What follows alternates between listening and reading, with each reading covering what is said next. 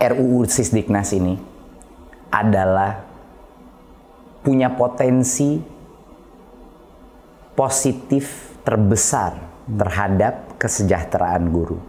Itu adalah satu hal yang sebenarnya yang telah kami di Kemendikbudristek telah memperjuangkan selama 1-2 tahun terakhir adalah mencari jalan.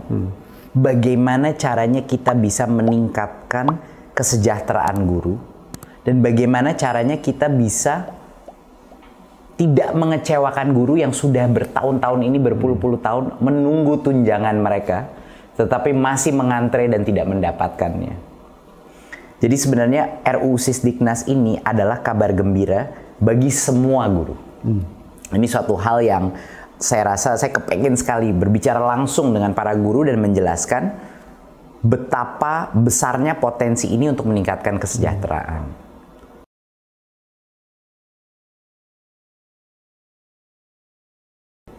Kalau RUU Sisdiknas ini terjadi, ada beberapa hal yang akan bisa tercapai. Yang pertama adalah RUU Sisdiknas ini menjamin bahwa guru-guru yang sudah menerima sertifikasi dan tunjangan tidak akan ada penurunan apapun. Mereka akan terus menerima tunjangan profesi mereka sampai dengan pensiun. Jadi aman, tidak perlu khawatir. Ya? Aman. Ada sekitar 1,3 juta guru yang saat ini menerima tunjangan dan mereka aman sampai pensiun. Ya. Tetapi ada 1,6 juta guru lainnya yang belum menerima tunjangan profesi, ya, tunjangan apapun, dan mereka ini sudah bertahun-tahun, berpuluh-puluh tahun menunggu jatahnya mereka. Peningkatan kesejahteraannya, ya. Betul. Kalau RUU Sisdiknas ini berhasil kita loloskan, yang 1,6 juta guru ini akan bisa langsung menerima tunjangan dan artinya kesejahteraan meningkat tanpa harus menunggu proses sertifikasi dan mengikuti program PPG. Ya. Ini kuncinya ini untuk yang 1,6 juta guru. Ya. Ada kekhawatiran bahwa pertama bagaimana dengan guru-guru yang tadi sudah menerima tunjangan kalau undang-undang yang lama dicabut, apakah tunjangan mereka tetap diterima? Dan ini Mas Menteri tadi tegaskan bahwa mereka tetap dijamin menerima tunjangan profesi yang sudah diberikan sampai dengan pensiun. Itu ada di pasal 145 ayat 1. Betul. Jadi di pasal RUU Sisdiknasnya, bukan janji dari pemerintah. Bukan, itu eksplisit ada. Ya, ada jaminan. Jadi ada aman. Ketentuan transisi. Nah, ini adalah suatu hal yang harus dimengerti oleh guru. Kenapa mereka harus mengantre? Karena di Undang-Undang Guru dan Dosen, mereka dikunci dengan sertifikasi karena ada pembedaan sistem tunjangan mereka. Makanya namanya tunjangan profesi disebut situ, itu yang membuat guru itu diperbedakan dari contohnya ASN lain.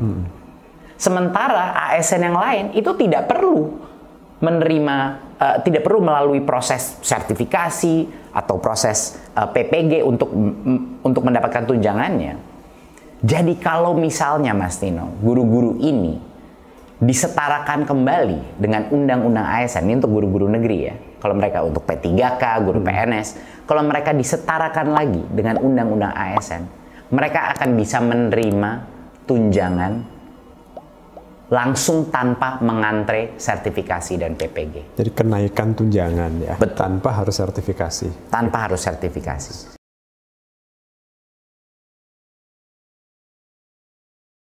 ASN tadi kembali kepada undang-undang ASN. Kalau swasta kembali kepada undang-undang ketenagakerjaan. Dan ini akan menguatkan kapabilitas pemerintah untuk bisa mendorong sekolah-sekolah swasta untuk memberikan gaji atau upah yang jauh lebih layak kepada guru-guru swasta. Karena kita bisa mendorong lewat dua hal. Yang pertama, kita bisa memberikan dana bantuan operasional sekolah yang lebih tinggi untuk menutupi mandat bahwa guru-guru itu dibayar sesuai atau setara dengan guru-guru PNS atau guru-guru ASN. Itu yang pertama. Jadi rencana pemerintah adalah setelah RUU ini keluar adalah untuk meningkatkan dana bantuan operasional sekolah swasta untuk memenuhi kebutuhan kelayakan upah guru-guru swasta. Itu adalah yang pertama. Jadi pemerintah akan hadir dengan memberikan anggaran tambahan kepada yayasan-yayasan, kepada sekolah-sekolah swasta untuk memberikannya. Kedua, bagi sekolah-sekolah swasta yang tidak menggunakan uang itu misalnya untuk memastikan bahwa gurunya dibayar di atas UMR dan lain-lain, dan kita melihat, saya udah banyak sekali sekolah, saya lihat yang guru-gurunya bahkan di bawah UMR, Mas Nino, dan ini suatu hal yang tidak bisa terus terjadi. Ini memberikan kita, karena sudah menyambung dengan Undang-Undang Ketenagakerjaan, memberikan pemerintah kapabilitas untuk mendorong sanksi-sanksi dan untuk mengatur peraturan dana bantuan operasional sekolah itu, karena itu ada di bawah kontrol kita, untuk memastikan bahwa yang diprioritaskan dulu adalah upah yang layak bagi guru-guru swasta.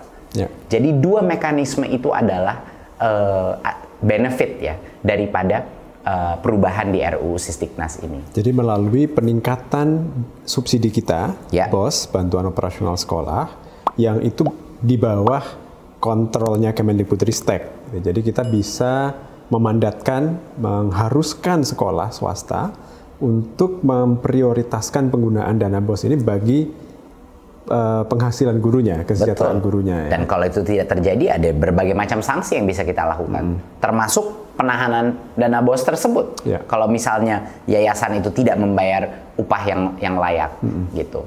Jadi itu adalah garansi check dan balance yang akan kita lakukan kepada sekolah-sekolah swasta.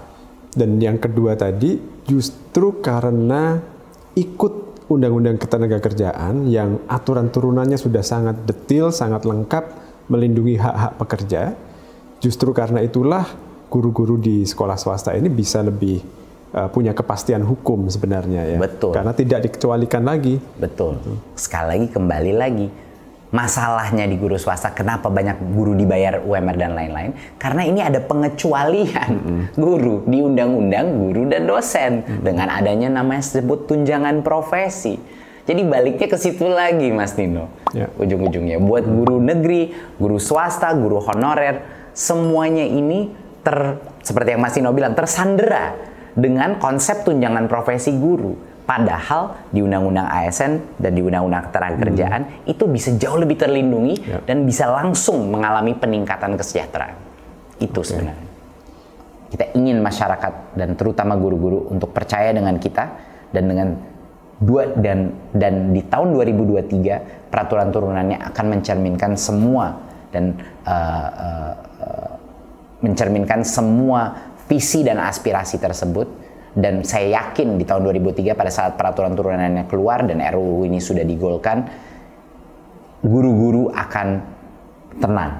Guru-guru akan benar-benar merasa jauh lebih aman dari sisi kesejahteraan. Itu harapan besar saya.